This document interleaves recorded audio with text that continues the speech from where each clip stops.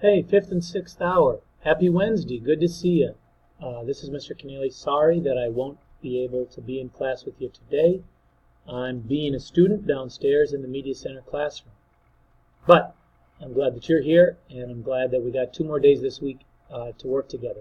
Today, you can see we've got kind of 3 prongs in our study of Reconstruction that we want to make sure we check off the list, at least the first 2. Down in the reminders and assignments, you can see those are the 2 things that are due tomorrow, the Primary Source Reading Challenge and this Lincoln's Plan notes. 3 thoughts for the day.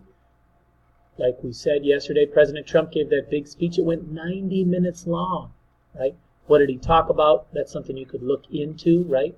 What does he have for plans or goals for the next year for our country? This story is really interesting, and we'll talk more about it when we get back together. Why more and more adults are saying that young people need to be bored. What a weird idea. Why do you think more adults are saying young people need to be bored? The answer isn't torture.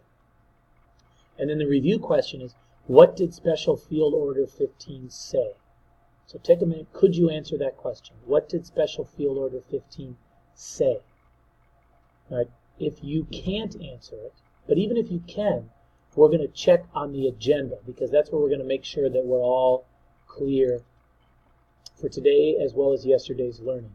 So on Google Classroom, right, we've talked about this many times, at the very bottom of the classwork page is the agenda. And if you open that up,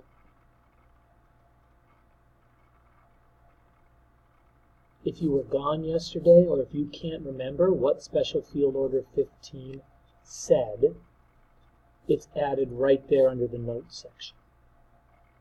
And if you forget what I talk about just now, all the notes for today's reading and all the assignment information is right there on the daily agenda as well. So that's the information you need from yesterday and the information you need from today, right? So if you click back to Google Classroom, you can see the notes sheet, which we'll continue to work on throughout the unit. We'll leave that alone today. This Primary Source Reading Challenge. This should be done because it was assigned yesterday, but you can see many of you still need to finish this. It is a challenge, and what's more important is that you do it than you necessarily score a 7 or an 8. What I'm interested in on this assignment is the practice of a very challenging primary source reading. There are more paper copies in the middle basket up by the unicorns. The assignment that's new to all of us is this note-taking on Lincoln's Plan. Again, there's paper copies up by the unicorn, but this is new to everybody. And what it does is introduce the 6 key categories on what we'll take notes on, really the rest of the year when we have a reading and note-taking assignment. Important to notice how much you're supposed to read. Not much. Not much. The headings, obviously, you can just see the red headings. Anything that's new, you should write in this box, right? New ideas. There's 2 new ideas that you should make sure you write down. Why do some people like watching reality TV or sports? Because there's always a conflict. And in history, we pay attention to conflicts as well. In this short reading, there's just 1 conflict. I'll give you a big hint here. You'll write that down. There's 3 people in this reading that you'll want to take notes on. 1 big change and 1 list of states.